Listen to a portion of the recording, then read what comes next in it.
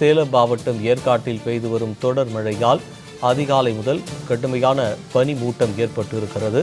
சேலம் மாவட்டம் ஏற்காட்டில் தொடர்ந்து கனமழை பெய்து வருவதால் அங்கு அதிகாலை முதல் கடும் பனி மூட்டம் ஏற்பட்டு இருக்கிறது. இது குறித்தான கூடுதல் விவரங்களை செய்தியாளர் சசி வழங்க கேட்கலாம். வணக்கம் சசி, இது குறித்தான விவரம். வணக்கம் ஸ்ரீதர். சேலம் மாவட்டம் ஏற்காட்டில் கடந்த 10 தினங்களுக்கு மேலாக மாலை நேரங்களில் கனமழை பெய்து வருகிறது. கனமழை தொடர்ந்து இரவு முழுவதும் பெய்து வருவதால் ஏற்காட்டின் சீதோஷ நிலை மிகவும் குளுமையாக மாறியுள்ளது. மழை தொடர்ந்து பெய்து வருவதால் குளிரின் தாக்கம் அதிகமாக காணப்படுகிறது. அவ்வப்போது பனிமூட்டமும் காணப்படுகிறது.